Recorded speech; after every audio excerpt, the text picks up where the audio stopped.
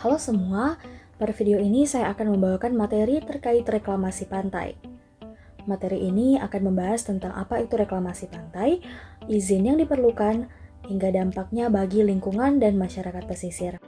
Wilayah pesisir merupakan kawasan yang sangat penting, baik secara ekonomi, sosial, maupun ekologis. Karena itulah, setiap kegiatan pembangunan di pesisir harus dilakukan secara hati-hati dan sesuai aturan.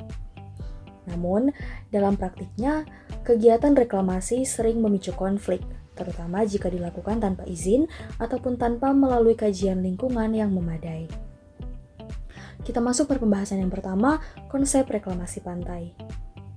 Secara hukum, reklamasi adalah kegiatan yang menguruk ataupun mengeringkan wilayah perairan untuk memperluas daratan. Tujuannya bisa bermacam-macam, seperti pembangunan wisata, pemukiman, ataupun infrastruktur. Karena reklamasi ini mengubah kondisi alam secara drastis, kegiatannya wajib mengikuti peraturan perundang-undangan, khususnya Undang-Undang Pengelolaan Lingkungan Pesisir dan Undang-Undang Perlindungan dan Pengelolaan Lingkungan Hidup. Reklamasi membawa risiko besar, seperti perubahan garis pantai, kekeruhan air, rusaknya terumbu karang, hilangnya habitat biota laut, dan terganggunya mata pencaharian nelayan. Oleh sebab itu, reklamasi hanya boleh dilakukan jika izin dan kajiannya lengkap. Berikutnya, ada perizinan lingkungan yang harus dipenuhi. Dalam hukum lingkungan di Indonesia, reklamasi adalah kegiatan yang berdampak besar, sehingga harus memenuhi instrumen perizinan sebagai berikut. Yang pertama ada AMDAL, atau Analisis Dampak Lingkungan. AMDAL merupakan kajian ilmiah untuk menilai apakah suatu kegiatan layak atau tidak untuk dilakukan. Untuk reklamasi, AMDAL sangat wajib karena memprediksi dampak seperti sedimentasi, kerusakan terumbu karang, dan perubahan ekosistem pesisir. Kemudian yang berikutnya ada izin lingkungan. Izin lingkungan diterbitkan setelah penilaian AMDAL. Tanpa izin ini, seluruh kegiatan reklamasi dinyatakan ilegal. Yang berikutnya ada kesesuaian tata ruang. Reklamasi harus dilakukan sesuai dengan rencana tata ruang wilayah dan rencana zonasi wilayah pesisir dan pulau-pulau kecil. Jika berada di zona yang tidak diperuntukkan untuk reklamasi, maka izin tidak boleh diterbitkan. Kemudian ada kajian teknis dan geoteknik. Tanah hasil reklamasi harus stabil dan aman. Jika ada potensi ketidakstabilan, maka reklamasi tidak seharusnya dilanjutkan tanpa peninjauan kembali. Dan yang terakhir, dan yang tidak kalah penting, adalah partisipasi masyarakat.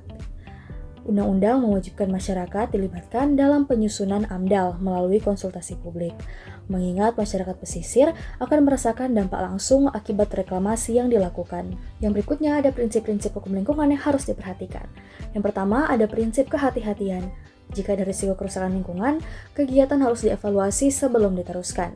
Yang kedua ada prinsip pencegahan, karena mencegah kerusakan lebih penting daripada memperbaiki. Dan yang ketiga, ada pembangunan berkelanjutan, yakni pembangunan harus memperhatikan masa depan dan tidak merusak ekosistem. Yang keempat, ada partisipasi masyarakat. Masyarakat berhak atas informasi dan keterlibatan dalam perizinan. Dan yang kelima, ada tanggung jawab negara, yaitu pemerintah wajib mengawasi dan memastikan kegiatan sesuai dengan aturan yang berlaku. Dan yang keenam, ada polluter pays principle, yaitu pelaku yang merusak wajib menanggung biaya pemulihan. Yang berikutnya ada kesimpulan umum reklamasi pantai. Reklamasi pantai pada dasarnya merupakan pemanfaatan ruang pesisir yang bertujuan untuk memperluas daratan dan mendukung pembangunan.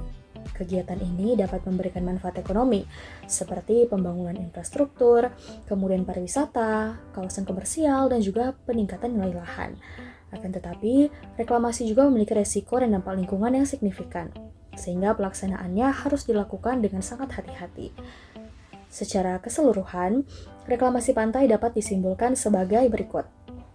Yang pertama, reklamasi adalah kegiatan berisiko tinggi karena mengubah bentuk alamiah pesisir, mempengaruhi arus laut, meningkatkan sedimentasi, serta berpotensi merusak lingkungan ekosistem seperti terumbu karang, padang lamun, dan habitat organisme laut lainnya.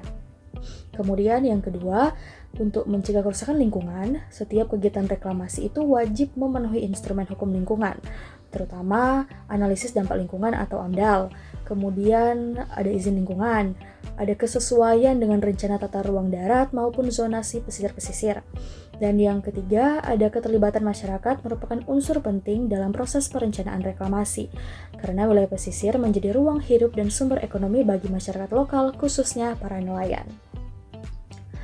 Dan yang keempat, ada reklamasi hanya dapat dinyatakan layak apabila memenuhi prinsip-prinsip hukum lingkungan, yaitu kehati-hatian, pencegahan, pembangunan berkelanjutan, partisipasi masyarakat, tanggung jawab negara, dan kewajiban pelaku usaha untuk menanggung biaya-biaya pemulihan jika terjadi kerusakan lingkungan.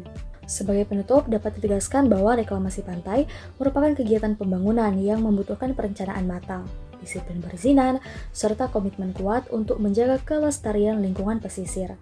Pemanfaatan wilayah pantai harus berjalan seimbang antara kebutuhan pembangunan dan perlindungan ekosistem, agar manfaat yang dihasilkan tidak mengorbankan keberlangsungan lingkungan hidup. Kemudian, hak masyarakat juga harus diperhatikan. Harapannya, pemahaman mengenai aspek hukum, tata ruang, dan prinsip-prinsip lingkungan dapat menjadi dasar bagi semua pihak untuk melaksanakan kegiatan reklamasi secara bertanggung jawab. Semoga pembahasan ini dapat memberikan wawasan baru dan menjadi kontribusi positif bagi upaya pengelolaan wilayah pesisir yang lebih baik di masa mendatang. Sekian pemaparan materi dari saya. Mohon maaf jika ada kesalahan dalam kata-kata maupun eksekusi dalam video yang dibuat.